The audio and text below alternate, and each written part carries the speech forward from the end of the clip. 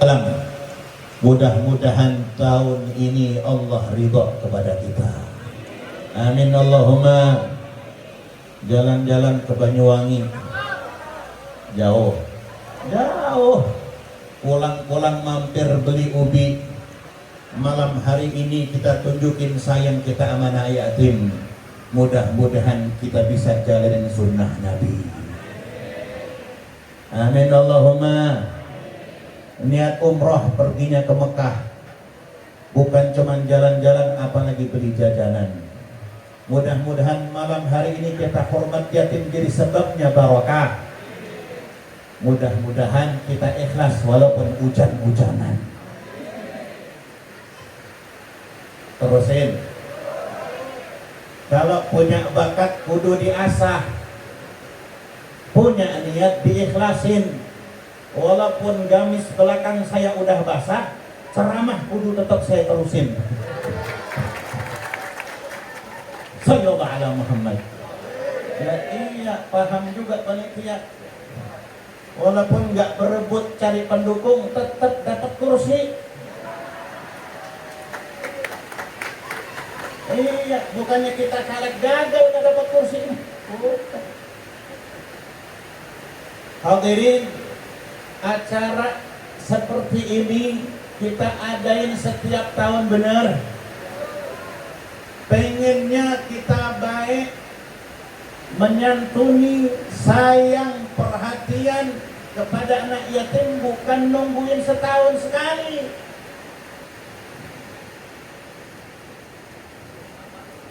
Hujannya asik nih, hujannya keluar masuk. Maka acara santunan yatim bukan pembuktian bahwa kalau setiap tanggal 9, 10 Muharram itu hari rayanya yatim. Bagi orang yang beriman, kulla yaumin 'ida. Setiap hari itu hari raya kalau dia beriman. Maka di dalam Quran enggak kurang 23 kali kalimat yatim diulang. Berapa kali? 23 dari surah yang ada di dalam Al-Quran. Salah satunya surah Al-Ma'un. Pelan-pelan aja, tenang. Insya Allah selesai jam 12 kurang 3 jam. Jam berapa sekarang? Jam 9. Yang pertama, Allah subhanahu wa ta'ala dari 23 ayat yang membahas tentang yatim, satu ayat saja. Di dalam surah Al-Baqarah 220 Allah berfirman, A'udzu billahi minasy syaithanir rajim. Fid dunya wal akhirah. Wa yas'alunaka 'anil yatama. Qul islahul lahum khair. Wa in tukhalituhum fa ikhwanukum.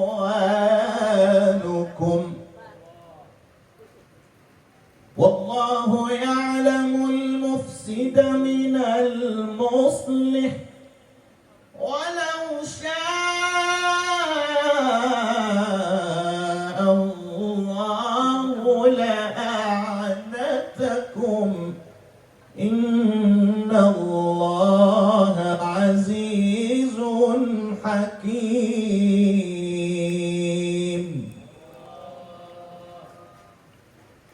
Saya tidak sebutkan secara panjang lebar ayat ini. Pokok pentingnya yang pertama, ketika Allah subhanahu wa ta'ala berfirman di dalam ayat ini, fid dunya wal akhirah, dunia dan akhirat urusannya masing-masing. Urusannya masing-masing. Wa yas'alunaka 'anil yatama, lalu kemudian Allah berfirman ngasih tahu kepada kekasihnya. Siapa kekasihnya? Nabi kita Muhammad sallallahu alaihi wasallam. Hai kekasihku Rasulullah Muhammad sallallahu alaihi wasallam, kalau ada orang yang nanya perkara tentang persoalan yatim, Qul islahul lahum khair. Baik-baiklah kalian berdampingan sama mereka. Apa kata Allah? Berbaik-baik. Suruh baik-baik kita. Karena kadang di masyarakat nih ada aja di antara kita yang kurang tapi nerima. Kalau melihat maaf, rada beda emang kalau yatim mah. Iya Pak, iya.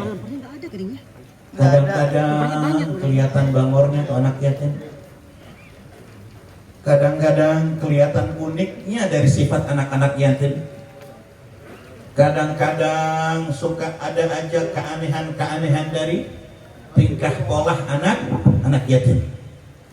Maka katakan wahai Muhammad kepada siapapun di antara kalian, qul islahul lahum khair. Perbaiki keadaanmu, perbaiki keadaan mereka di antaramu. Itu Allah yang nyuruh. Dari siapa? Dari baginda Rasul sallallahu alaihi wasallam. Itu poin pertama. Kudu baik-baik kita. Jangan sampai begini nih. Saya sering ingetin teman-teman saya yang kebetulan Allah kasih takdir dia sukses hidup dunianya, kaya, sukses, bisnisnya lancar, curhat, bang, ane mau bagi-bagi, alhamdulillah, man kita pergi ke sono noh, Cianjur, mana bu, Cianjur. Lah padahal tetangga belakang rumahnya 2 rumah, baru seminggu ditinggal lama babanya, dia nyantunin sampai ke Cianjur. Lah ngapain jauh-jauh lu, belakang rumah kan kemarin baru. Ada nggak yang begitu di kampung ini? Ada nggak? Mudah-mudahan tidak ada. Nggak usah jauh-jauh. Jangan-jangan yang yatim ponakan kita. Jangan-jangan yang yatim mas sepupu kita. Maka qul islahul lahum khair. Perbaiki keadaan kondisi hubunganmu dengan anak yatim. Poin pertama. Yang kedua dari ayat ini, wa in tukhalituhum fa ikhwanukum, ketahuilah bahwa mereka yang kau sebut yatim itu termasuk saudaramu, bukan orang lain. Jadi di dalam ayat ini Allah melewat baginda Rasul sallallahu alaihi wasallam menyuruh sama kita, merintahin kepada kita untuk menjadikan yatim itu sebagai saudara kita. Susah apa gampang? Susah apa gampang? Susah. Maka malam hari ini kita buktiin.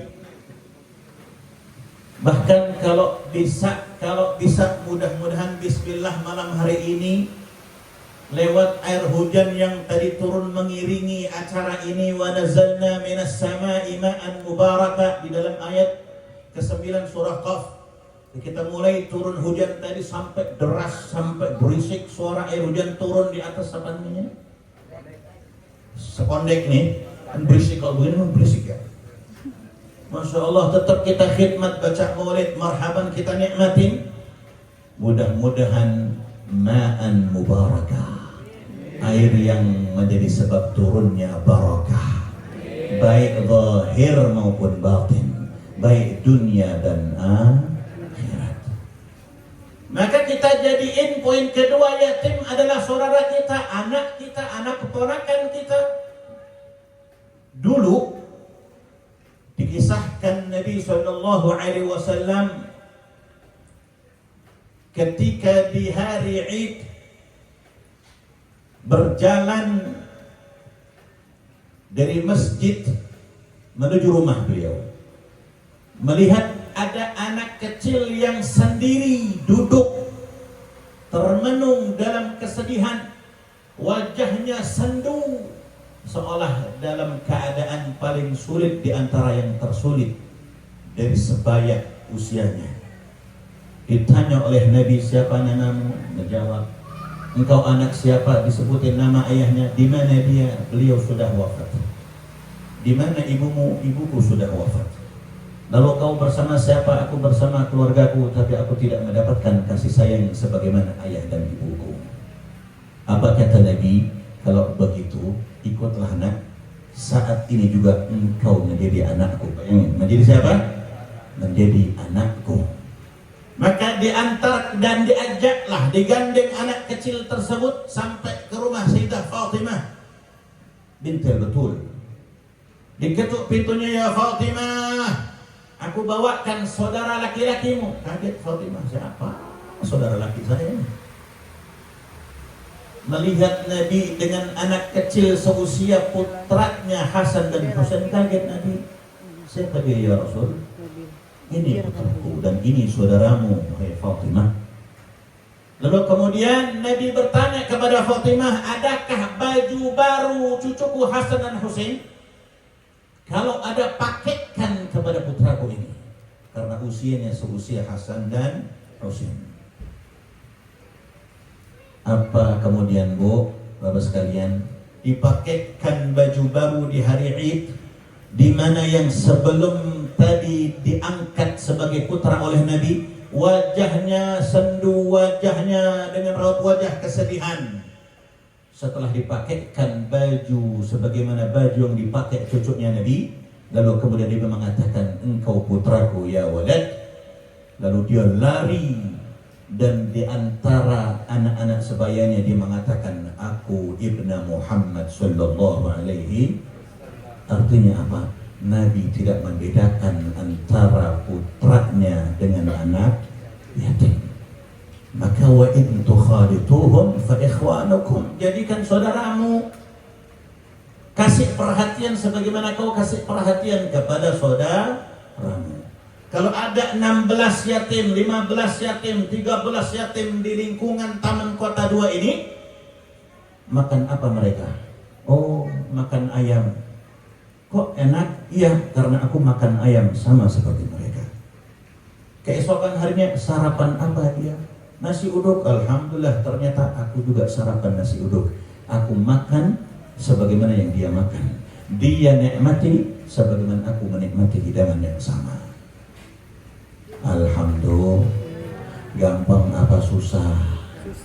Mudah-mudahan malam hari ini sebagai ukuran, besok mulai bersama-sama satu lingkungan kumpulkan donasi untuk mendirikan yatim-yatim kita sebagai saudara-saudara kita. Kemudian, wallahu ya'lamul mufsida minal muslih. Allah itu tahu mana yang paling susah nih. Ini kalimat rada nyinggung saya soalnya. Bu, kebetulan saya dititip yatim kakak saya yang nomor 4. Belum lama. Dia punya anak 5 masih kecil-kecil. Saudara saya 6. Kebetulan yang paling kecil laki-laki namanya Husin juga. Saya bilang sama kakak saya karena saya bontot, Bang, Empok, 5 anak saudara kita. Saya ambil 1 yang paling gede, saya kuliahin. Ente 1. Saya bagi 1-1. Yang paling kecil suruh ngasuh ibunya. Jangan lupa, walaupun dia bergaji pensiunan, aku yang akan nanggung yang paling gede. Saya bagi satu-satu. Kenapa? Sebab keluar dari tanggung jawab ayahnya yang telah wafat, dia tanggung jawab kita dunia akhirat.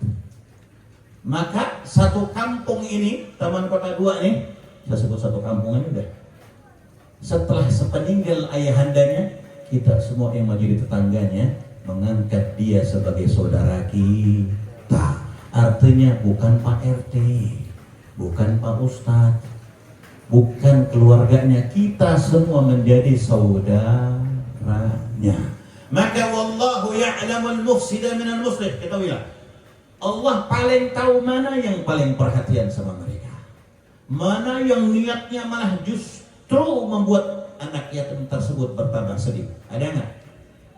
Wah, udah nggak ada bapaknya ini, kita ambil-ambilin udah bandanya. Ada nggak yang gitu?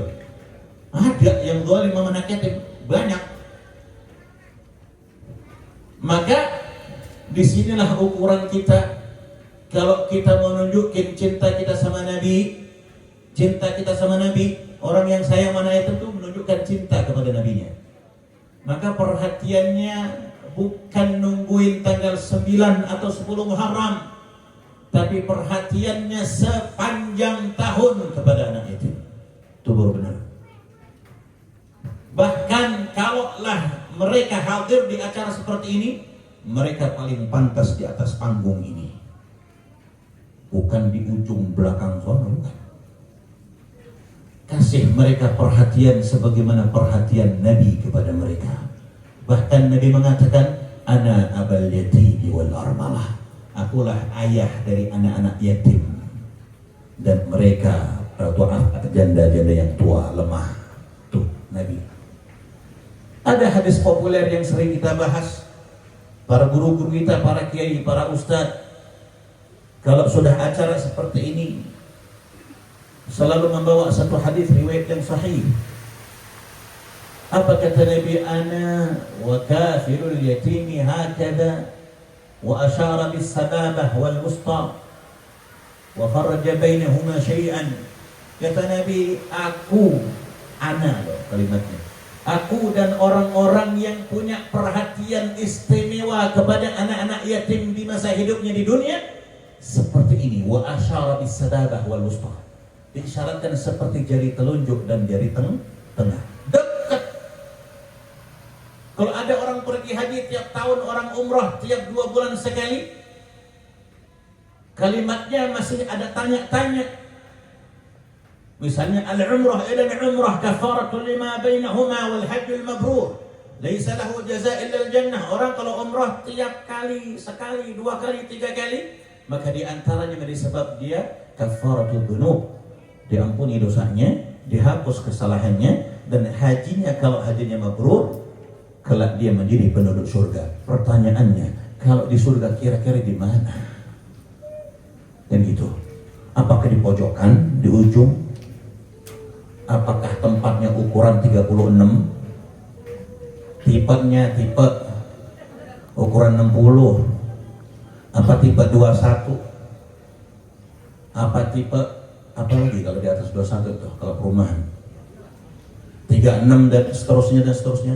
Lah, masih belum jelas. Tapi kalau mereka atau kita di antaranya yang perhatiannya istimewa kepada anak yatim, hakala, seperti ini dekatnya sama Nabi, kita bisa duduk berhadapan dengan Nabi, kita bisa ngobrol saling pandang penuh rindu dan cinta kepada Nabi, kita bisa saling senyum-senyum sama Nabi.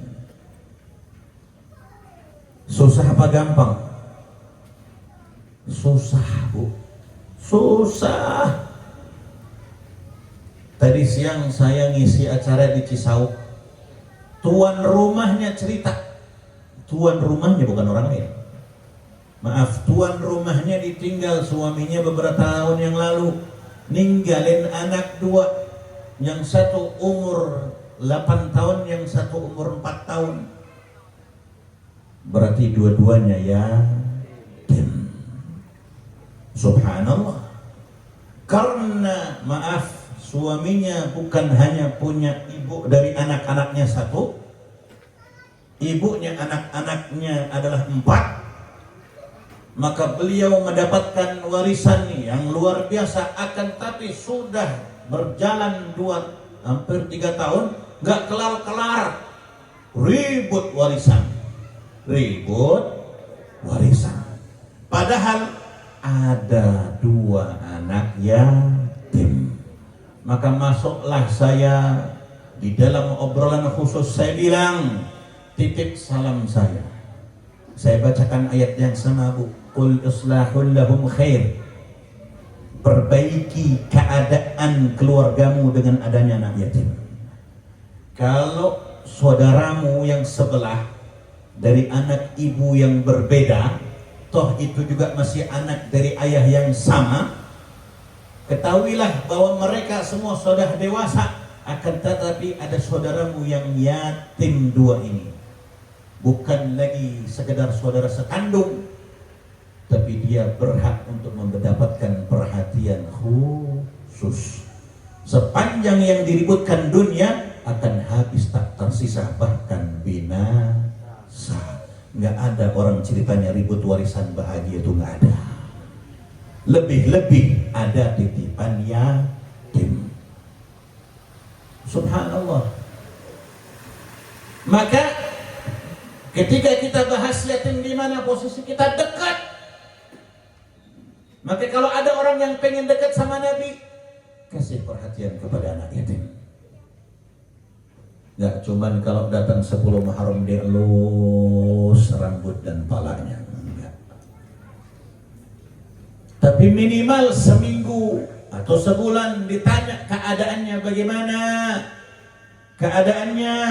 bagaimana kondisinya, bagaimana kabarnya anak-anak yatim kita. Kita sebut anak-anak yatim kita, anak kita, saudara kita, keluarga kita.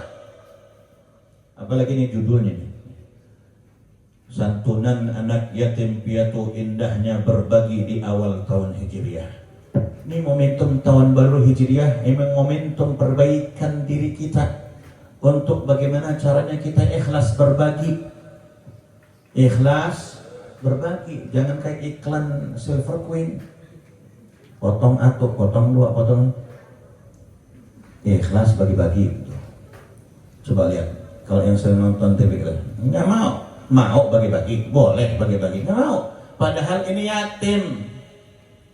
Urusan bagi-bagi, nggak bicara lagi ikhlas, wajib berbagi kepada mereka. Wajib. Sampai di dalam Quran surah Al-Ma'un Allah berfirman, "Ara'aita alladhi yukadzibu bid-din."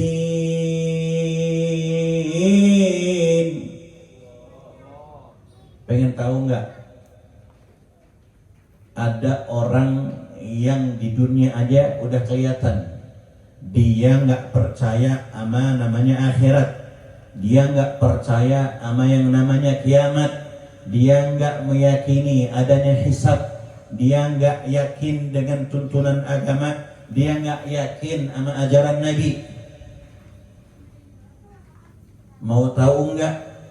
Mau. Yang bagaimana modelnya? Mereka adalah sebenar-benarnya pendusta agama. Siapa mereka? Fadzalika alladzi yad'ul yatim. Mereka cirinya adalah orang yang nggak punya sayang kemana yatim, kagak punya sayang. Coba kalau takdir itu sampai kepada kita, kepada saudara kita, kepada anak kita, kepada cucu kita, bagaimana kesedihan itu datang kepada kita? Sedih pasti. Maka mudah-mudahan momentum malam 10 Muharram Allah Subhanahu wa taala membangkitkan semangat kita untuk bisa berbagi kepada sesama kita, terutama anak-anak yatim. Bahkan kalau kita membahas tentang bagaimana caranya hubungan kita kepada sesama kita, ada satu riwayat bagaimana Nabi sallallahu alaihi wasallam bersabda, diriwayatkan daripada Abdullah bin Abbas radhiyallahu anhum wa ardahuma, kata Nabi, inna ahabbal a'mali ila Allah ba'da al-fara'id idkhalu as-sururi 'ala al-muslim. Kata Nabi, ada amalan-amalan yang dicinta sama Allah, ada amalan-amalan yang disuka sama Allah setelah kita melakukan berbagai bentuk kewajiban kita sebagai muslim. Syahadat udah, sholat udah, puasa udah, haji udah, zakat udah, semua kewajiban yang lain udah. Maka semua setelah kewajiban kita laksanakan, apa amalan yang dicinta Allah? Idkhalus surur 'alal muslim, nyenengin orang. Bertetangga nih, bertetangga. Kita nggak punya apa-apa, beras habis, minyak habis. Man, kita punya gula, kita punya teh. Pagi-pagi kita panggil tetangga kita, mampir apa bentar, kita ngopi, apa kita ngeteh.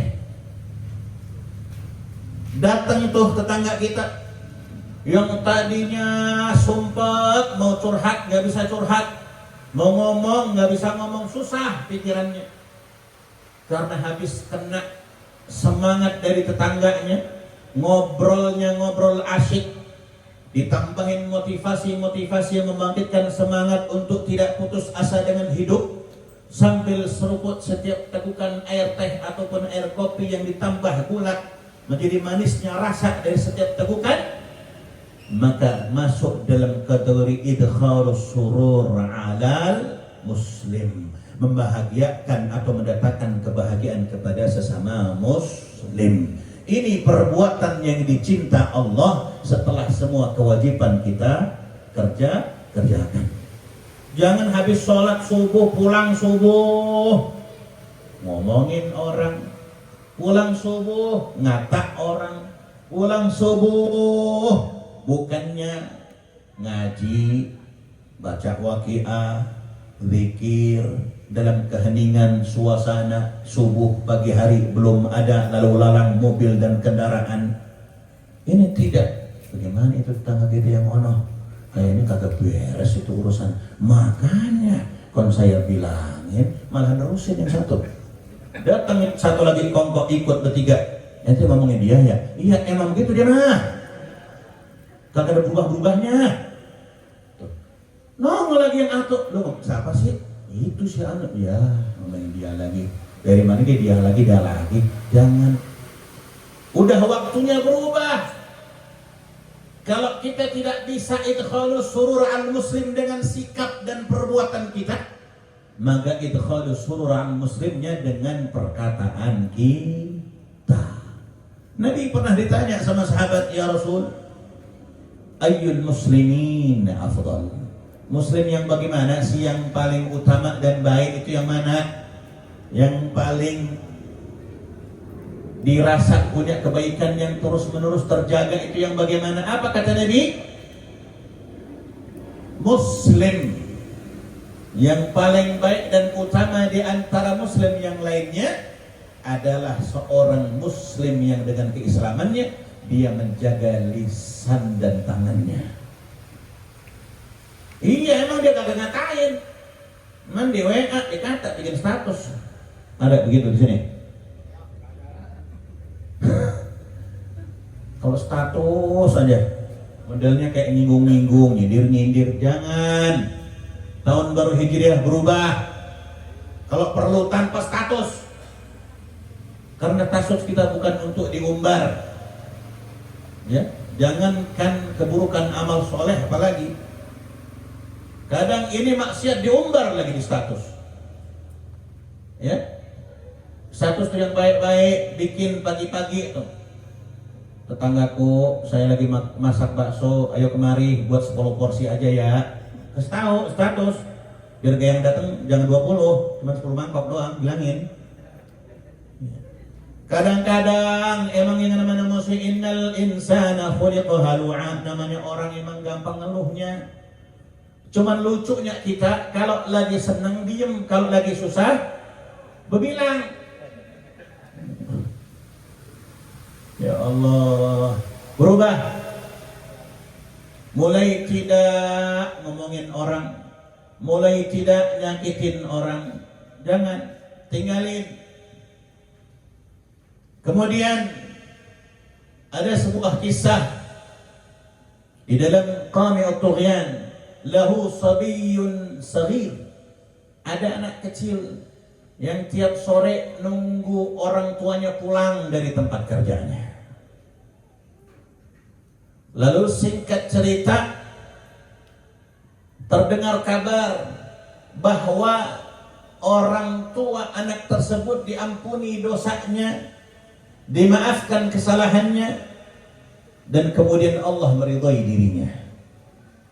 Maka sampailah kepada nabi-nabi bertanya kepada malaikat Jibril, ya Jibril, aku mendengar berita bahwa ada seorang ayah yang dengan dosanya diampuni oleh Allah, maksiatnya dimaafkan Allah. Apa yang menjadi sebab Allah ridha kepada dirinya? Lalu kemudian Jibril mengatakan, ya Rasul, dia punya anak, setiap dia pergi dia nggak lupain anaknya, dia selalu bawa oleh-oleh, bingkisan dan bungkusan, agar anak yang dari pagi hingga petang nunggu kedatangan ayahnya dengan penuh rindu, bahagia menyambut kedatangannya. Walaupun mungkin hanya sekedar mainan-mainan kecil, walaupun mungkin hanya sebungkus roti, tapi sebab itulah yang menjadikan Allah mengampuni dosanya dan menjadi kafaratu dzunubih. Gampang apa susah? Gampang apa susah? Kelihatannya doang gampang, Pak. Tahu-tahu lupa aja. Anaknya nangis dah di rumah. Bapak lupa ya? Apaan? Apaan tadi pagi udah dititipin. Ya Allah, ini sebuah kisah yang bisa kita jadikan inspirasi. Contoh, di kampung kita ini ada 16 atau taruhlah 20 yatim yang seumuran, sepantaran dengan anak-anak atau cucu-cucu kita. Satu di antara kita pergi ke satu tempat yang jauh, di sana banyak pernak-pernik, oleh-oleh, bisa kita jadikan buah tangan. Maka mudah-mudahan dengan sebab kita bawa oleh-oleh itu dan membuat anak-anak kecil kita, cucu-cucu kita, dan sebahagian yatim-yatim kita bahagia, maka di dalam qamit tughyan mendirikan sebab dosa kita diampuni Allah Subhanahu wa ta'ala. Gampang apa susah? Susah. Saya nyebut aja susah, karena sebab saya mendapatkan sebagaimana yang Allah ujikan kepada sebahagian di antara kita. Jadi kalau saya pergi, saya keingetan bukan wajah ponakan saya, tapi wajah ayahnya, itu kakak saya. Bagaimana ponakan saya merasakan tanpa ayahandanya di sampingnya. Saat dia butuh pelukan hangat, penuh kasih sayang dan cinta orang tua, dia nggak lagi. Di saat lulusan sekolahan, dia didampingi orang tuanya, sudah tidak lagi. Manakala nama ayahnya disebut di satu forum, sudah tidak terdengar lagi. Kalaupun terdengar disebut, sudah ada kalimat almarhum. Bagaimana rasa dalam sanubari dan hatinya? Pedih, Pak, pasti. Maka kita jadikan momentum yang indah ini, yuk kita berbagi kepada anak-anak yatim kita. Tapi mudah-mudahan kita bisa berikhtiar kasih perhatian kepada mereka, bukan 1 tahun sekali, tapi minimal 1 bulan. Syukur-syukur kalau beres 2 minggu sekali, 1 minggu sekali kita bisa santuni mereka, kumpulkan rupiah demi rupiah. Mungkin hanya sekedar buat dia jajan sehari-hari, tapi pastikan kalau dia bahagia, kafirul yatim hakalah. Kita bakal berdampingan seperti ini dekatnya dengan Nabi kelak di surga. Amin Allahumma. Terakhir, karena saya lihat dari tadi sudah ada yang ngeliatin jam mulu. Mana kopi nggak keluar lagi? Kan Kiai nungguin itu kayaknya. Allah berfirman di dalam surah Al-Hasyr di ayat yang ke-18, A'udzu billahi minasyaitonir rajim. Ya ayyuhalladzina amanu taqullah wal tanzur nafsum ma qaddamat lighadin wattaqullah innallaha khabirun bima ta'malun. Kita akan ngomong beriman nih. Saya beriman kepada Allah. Maka kalau kita bilang saya beriman kepada Allah, maka saya juga bertakwa kepadamu ya Rabb.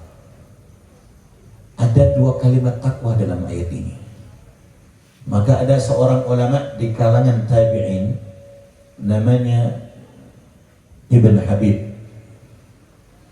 Beliau katakan yang namanya sifatnya takwa itu, yang pertama al-amal bi ta'atillah ala nurin minallah raja'a thawabillah. Itu poin pertama. Jadi kita kalau bikin amal atau beramal atau bermuamalah, bermasyarakat, berbuat di dalam ketaatan kepada Allah, dalam sanubari kita meyakini ala nurin minallah, memang Allah mau kita punya amal soleh dengan jalan ini. Agar apa? Agar tidak muncul sombongnya kita. Baru juga kemarin pulang umroh pakai gamis, besoknya udah berubah. Makanya bukan saya nih pakai gamis, dengan sarung mulu, serabat serebet kayak sunat belum sembuh. Bukan ukuran pakaian takwa. Maka kalimat di dalam Al-A'raf, wa libasut taqwa dzalika khair, bukan baju takwa atau baju koko, bukan. Maksudnya pakaian takwa itu pakaian ketaatan. Karena ketika mereka meyakini ketaatan kita juga sebab Allah mau kita bikin ketaatan. Kalau Allah nggak mau, susah loh kita buat nyempetin waktu malam minggu di sini. Yang asik juga malam minggu ke Sumarekon biar kata hujan-hujanan. Lah benar. Ya kan, walaupun di jalan MTH macet juga hajar terus. Orang pengen malam mingguan. Atau kalau nggak ke puncak, ke Anyer. Begitu buat mereka yang maaf, yang tidak merasa bahwa setiap amal ketaatannya itu Allah yang mau. Karena ada nur dari Allah, maka kita gampang buat melakukan ketaatan. Raja'a thawabillah, maka kita kembalikan kepada Allah yang pantas balas dengan pahala ganjaran Allah. Jangan kalau bikin amal dikit-dikit, lah kudu ada balasannya. Ada nih, kita sedekah pagi hari, misalnya di musola, kayak kelihatan ini Al-Hikmah, sedekah kita pagi-pagi, masya Allah saya mau sedekah di musola nih, misalnya nggak usah banyak-banyak, 1 juta dah pagi-pagi. Besok nih berapa orang tuh? 2, 3, 4, 5 50 orang sedekah 1 juta, semua 50 juta pagi-pagi. Sampai kaget Pak RT, ini benar. Tahu-tahu dibangunin, Pak, bangun, ini mimpi saya ini ya. Amin Allahumma amin aja udah. Raja'a thawabillah, dia nggak ngarepin apa-apa, nggak ngarepin sanjungan RT, nggak ngarepin apa pujian warga Taman Kota 2, enggak. Dia ngarepin thawabillah, ganjaran dari Allah Subhanahu wa ta'ala. Termasuk kita bikin acara begini, yang sibuk bukan panitia saja, semua ikut sibuk. Karena semua merasa